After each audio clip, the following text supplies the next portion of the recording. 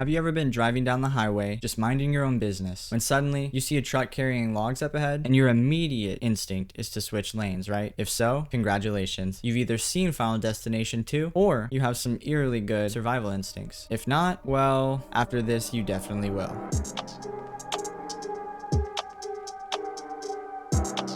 What's up, everybody? My name is Keelan, this is Kill the Credits, and today we're taking a wild ride straight into my review of Final Destination 2. If you're new here, my channel is dedicated to all things horror. Movies, discussions, reviews, you name it. So if that's your jam, go ahead and hit that subscribe button so you can stay in the loop and join in on the conversations. So this is part 2 of a 5-part series that will culminate with an additional 6th video of the Final Destination franchise. If you haven't already checked my review for the first film, go ahead and click the card and check out the review for that one first, and then come on back to this video afterwards. And just like last time, because these movies have been out for a while now, I will be going into more detail than I typically would for a newer release, so spoilers ahead. But if you don't mind spoilers, or you just need a refresher on what's happened in the franchise thus far, stick around because this video is definitely for you. In this installment, we follow Kimberly Coleman, our next unfortunate soul, cursed with the ability to see death before it happens. While on her way to Daytona Beach for spring break with her friends, she has a vision of a brutal highway pileup, cars flipping, bodies flying, the entire 9 yards. Panicked, she uses her SUV to block the on-ramp, preventing an entire group of people from getting caught up in the carnage. But of course, in classic Final Destination fashion, this isn't a good thing. It just means now death has a new list to work with. So now, let's go ahead and talk about why I think Final Destination 2 is a damn good sequel. Dare I say, even a little bit better than the first one. So while the core concept remains the same, they did manage to add some new layers to Death's game. This time, he works in reverse, killing the person that died in the premonition last, first, adding a new and interesting twist to the story. But what really sets the sequel apart is the additional twist we get halfway through the film, where it's revealed that all these characters that we're following were already supposed to die, but didn't, due to some sort of connection to one of the characters that died in the first film. So for example, if we take our main character Kimberly, her mother was killed in a carjacking, and she was supposed to die in the carjacking with her mother as well, but she ended up not being in the car at the time because she was distracted with watching a news clip talking about the death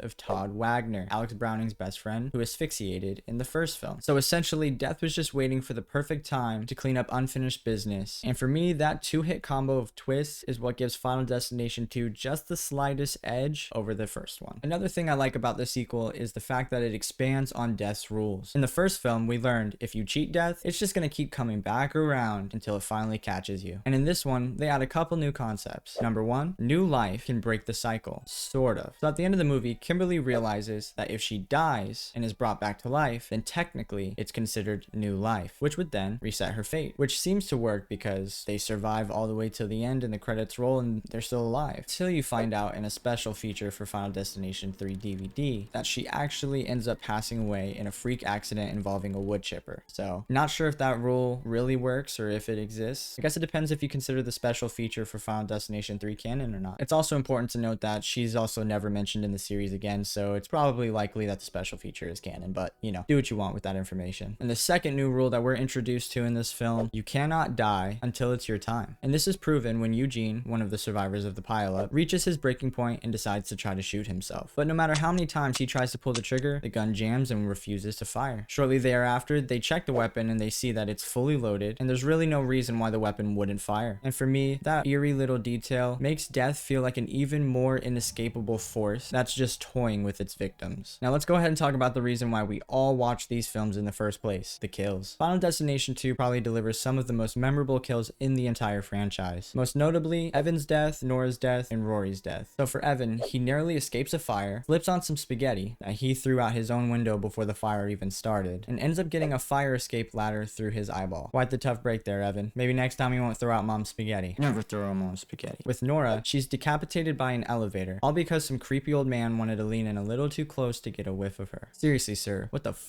are you sniffing for? Mind your own business. And in the case of Rory's death, it's probably not a standout death sequence for most people, but I put it on my list because it's one that I've always liked. Pretty much just gets spliced into multiple pieces by a wire fence. It's always just stood out to me because I just thought it looked cool the way that his body fell apart. That's pretty much the only reason I put it on here. So another thing Final Destination 2 does great is always keeping you on the edge of your seat. Every little moment leading up to a death scene is packed with tons of tension. One thing goes wrong, then another, then another. Just when you think you've got it figured figured out. Death pulls a fast one on you. And the unpredictability of all that makes these movies so much fun to watch. So at the end of the day, those are the reasons why I think Final Destination 2 is an exceptional horror movie sequel. It really builds off the first film while delivering crazier deaths and adding to the lore of the world. The deaths are bigger, the twists are smarter, and the suspense is just as strong. And for those reasons, I have to give Final Destination 2 an 8.5 out of 10. But now I want to hear from you. Did you enjoy Final Destination 2? Go ahead and let me know in the comments below. And if you enjoyed this review, don't forget to like the video, subscribe, and ring that notification bell so you get notified of all of my recent uploads. Thanks for watching, and just remember, if you ever get a weird feeling just before you're about to get on the highway, maybe just go ahead and take the back roads instead. Later.